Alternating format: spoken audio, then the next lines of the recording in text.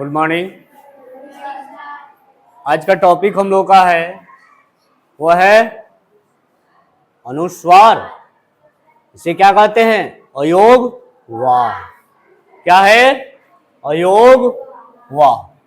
जो अयोग वाह आप देखे थे, पहले जानिए कि क्या है अयोग वाह। क्या है अयोग वाह। अब इसमें अयोग वाह में क्या देखा गया था?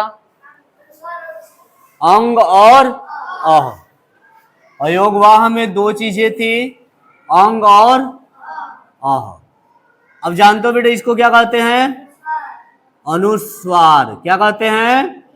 अनुस्वार। और इसको कहते हैं विसर्ग। तो अब हम अंग और अह को किस नाम से जान गए? अनुस्वार और विसर्ग के नाम से। लेकिन इससे पहले है कि अयोगवाह किसे कहते हैं। तो पहला इसका परिभाषा लिखिए, अयोगवाह।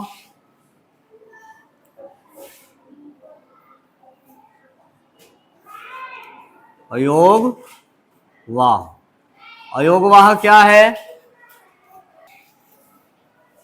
इनका न स्वरों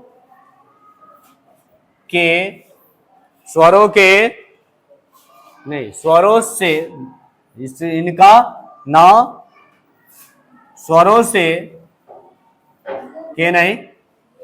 से योग को क्या कहते हैं? मेल। योग है और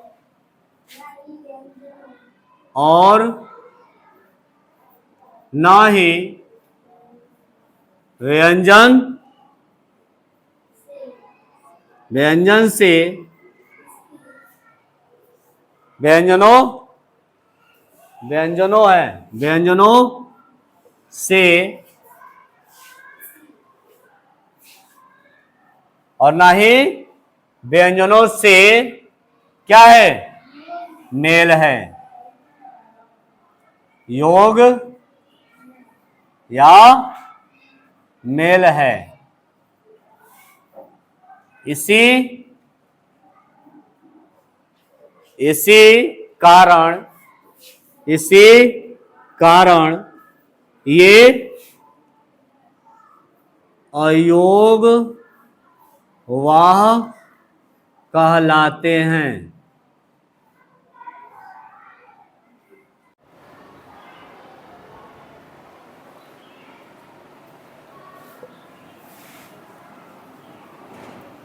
अब ये समझ में आ गया ना? अयोगवाह आगे क्या है? अब इसी अयोगवाह में एक होता है अनुस्वार। अनुस्वार किसे कहते हैं? देखिए, अनुस्वार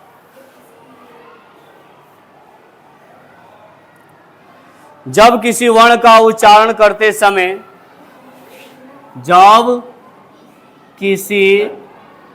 वर्ण का उच्चारण करते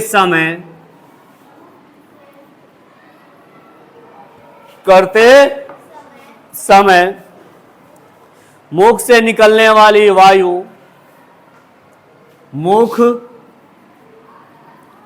से निकलने वाली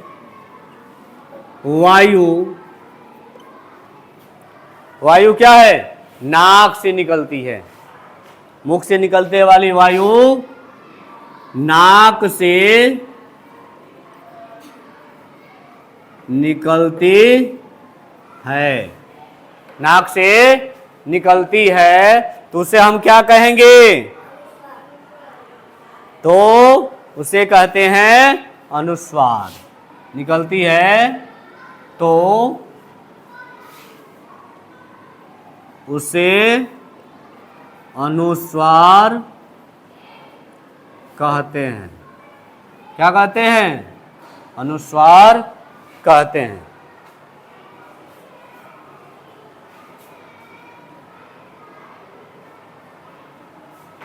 अब इसे कैसे लिखा जाता है अनुस्वार को? तो अनुस्वार को दिखाने के लिए अनुस्वार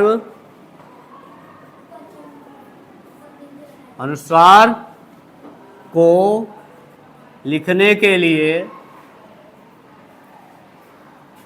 क्या करते हैं, ऊपर बिंदी लगा देते हैं, जिसे हम बचपन में क्या पढ़े, अंक का मात्रा। क्या कहे हैं, अंक का मात्रा। लेकिन ये क्या है, अनुस्वार है। क्या है, अनुस्वार है। समझ में आया कि नहीं, किसी को दिक्कत? अब बचपन में जब आप पढ़े होंगे तो उसमें देखे होंगे अनुस्वार से 10 वर्ड शब्द लिखिए, अनुस्वार से 20 शब्द लिखिए। जैसे अनुस्वार से क्या हो गया, कंस, कंधा, रंग, संतरा, अंगन, अंगन, अंगन, टंगन, कंगन, तंग, पंगा, जंग, मंथरा, ऐसे सारे शब्द क्या हैं, अंक से हैं।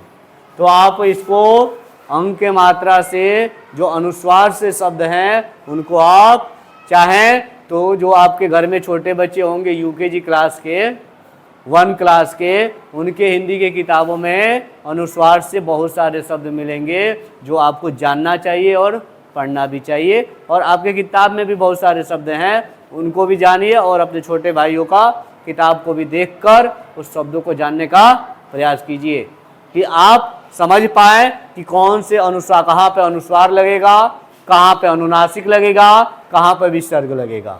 समझ में आया? आगे चलें। अब देखिए नोट में एक जानिए,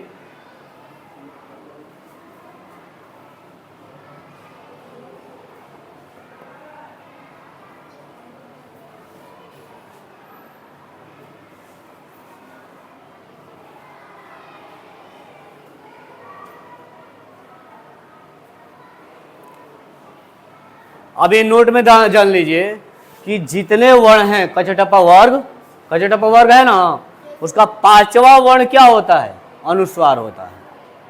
उसका 5वां वर्ण क्या है, अंग, इय, अण, न, म। इसको क्या किया जाता है, अनुस्वार के रूप में लिखा जाता है।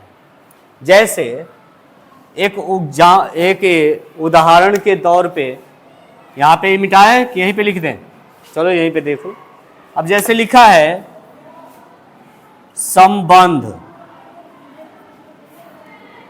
क्या है, संबंध। अब संबंध को, ये मां है ना, ये ब है, ब और म एक ही वर्ग में आते हैं ना, प वर्ग में, और प वर्ग का ही 5वां अक्षर है ना, तो हम इसको क्या लिख सकते हैं, संबंध लिख सकते हैं। हाँ, लिख सकते हैं कि नहीं? अब कहें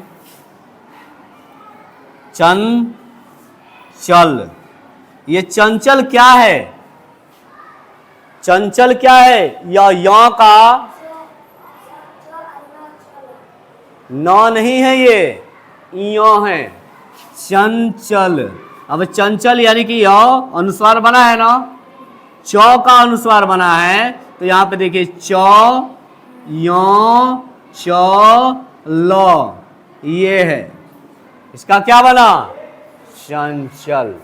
अब इसको ऐसे लिखने के अलावा आप क्या आ गया, चंचल लिख के, तो इसका 5वां वर्ण है, किसके रूप में आ गया, अनुस्वार के रूप में आ गया। जब क च ट प वर्ग में से कोई 5वां वर्ण अनुस्वार के रूप में आए तो एक चीज ध्यान रखना कि उसके संबंधित वर्ण ही उसमें मिलेंगे। जैसे ये च है ना, तो च वर्ग में ही य आता है ना, यहां पे देखिए म है ना, म वर्ग में ही आता है ना ब, तो यही क्या बन जाता है, समझ में आया कि नहीं? कोई ऐसा बच्चा है जिसको नहीं समझ में आया? चलिए अच्छी बात है। नहीं समझ में आएगा तो झूठ मूठ का नहीं कि पड़ोसी वाला बोल रहा है कि समझ में आ गया और हम भी बोल दे यस सर आ गया, कहा है बेइज्जती हो जाएगी। बेइज्जती है कहाँ है, इज्जतें कहाँ है, तुम लोगों की बेइज्जती होगी। इज्जत है? स्टूडेंट की तो इज्जत ही नहीं होती, होती है? हाँ, स्कूल में आते हो टीचर पीटता रहता है, घरे जाते हो मम्मी पापा पीटते रहते हैं, कभी कभी भैया भी हाथ साफ कर लेता है, कभी कभी दीदी भी हाथ साफ कर लेती है ना, कभी कभी चाचो भी हाथ साफ कर लेते हैं। क्या है?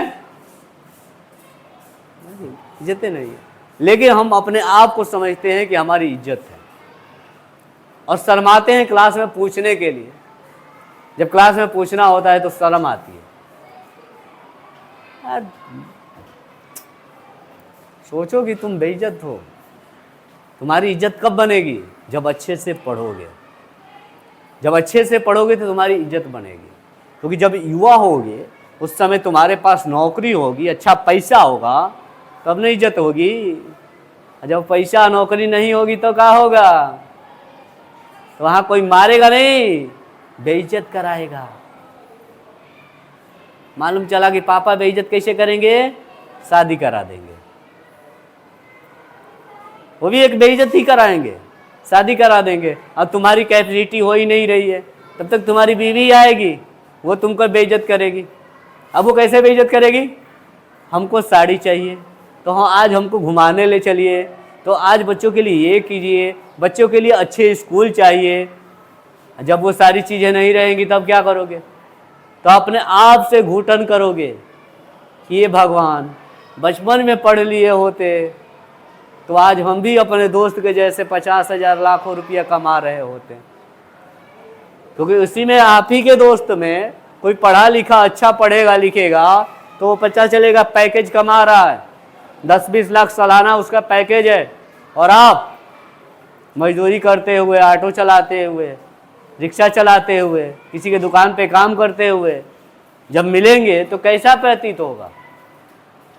तो वो बेइज्जती स्वीकार होगी कि अभी की बेइज्जती स्वीकार होगी? हाँ, अभी सारा मरम हटाओ, अपनी बेइज्जती कराओ, और अगर नहीं आता है तो लाखों बार पूछो, जब तक पूछो जब तक तुम्हें आ ना जाए। जैसे एक कहानी है जीतन राम मांझी की, जब तक तोड़ेंगे नहीं तब तक छोड़ेंगे नहीं।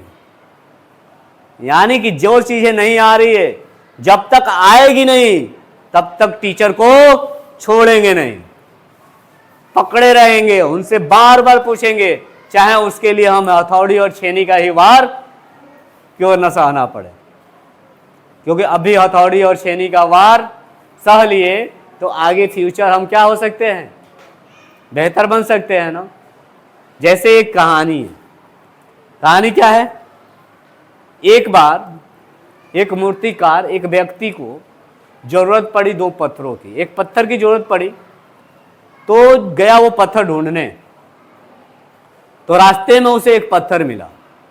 रास्ते में क्या हुआ? उसे एक पत्थर मिला। जब वो पत्थर को उठाया तो पत्थर ने कहा, तुम हमें किस कार्य के लिए ले जा रहे हो?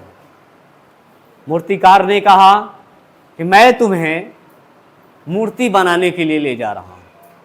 पत्थर ने कहा कि ऐसा करो, तुम जब छेनी हथौड़ी मारोगे ना हमें बहुत तकलीफ होगी। छेनी हथौड़ी जब मारोगे तो बहुत तकलीफ होगी, तुम आगे जाओगे ना तो एक और पत्थर मिलेगा, उसे ले लेना। उसने कहा कि ठीक है। वो मूर्तिकार उस व्यक्ति को क्या किया? छोड़ दिया।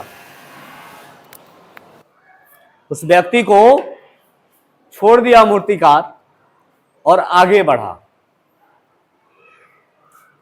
जब आगे बढ़ा तो एक और पत्थर मिला, तो पत्थर को उठाया तो पत्थर ने पूछा कि आप हमें किस लिए ले जा रहे हैं?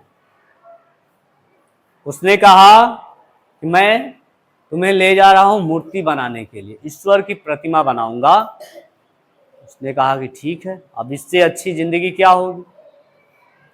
वो छेनी हथौड़ी से नहीं डरा, गया और मूर्तिकार ने एक सुंदर आकृति की, एक सुंदर हसमुख चेहरे की एक मूर्ति का निर्माण किया। अब मूर्ति निर्माण होती है तो मूर्ति कहाँ रहती है? मंदिर में रहती है। तो उसे मंदिर का में स्थान दिया गया। तो जो पुरोहित है ना, उन्होंने कहा कि ऐसी बात है, हमको एक ऐसा पत्थर चाहिए जिस पे नारियल और फोड़ा जाए। मूर्तिकार उठा, गया रास्ते में, जो पत्थर पहले गए बार पूछा गया था, मना किया था, उस पत्थर को उठा लाया। उठाकर मंदिर में क्या किया? रख दिया। जो भी पूजा करने आता था एक नारियल फोड़ देता था। अब बताओ, उसे आजीवन जब तक वो मंदिर रहा तब तक हम नारियल से मार खाना पड़ा, और वो एक बार जो मूर्ति बन के पत्थर तैयार हुआ, हमेशा हमेशा के लिए क्या हो गया? सुखी हो गया। उसे कष्ट हुआ, हथौड़ी चलाना पड़ा। हर व्यक्ति आके उसके सामने क्या करता था? सर झुकाता था, और वही व्यक्ति जो सर झुकाता था वही एक नारियल फोड़ देता था। ऐसे दिनों दिन पता नहीं कितने नारियल उसके ऊपर रोज फोड़े जाते थे। तब तुम सोच लो इस कहानी से कि तुम अपने लाइफ में क्या बनना चाहोगे? पहली मूर्ति, पहला पत्थर या दूसरा पत्थर? जैसी करने वैसी भरनी। चले फिर मिलेंगे आगे विसर्ग के लिए। कहानी से कुछ सीखे, ठीक है? अभी तकलीफ कर दिए बेटा, तो आगे उस मूर्ति के जैसा लाइफ मिलेगा। और अभी अगर मौज मस्ती किए तो आगे उस पत्थर के समान लाइफ मिलेगा जिस पे रोज नारियल फोड़ा जाएगा समाज के द्वारा और आपके परिवार के द्वारा।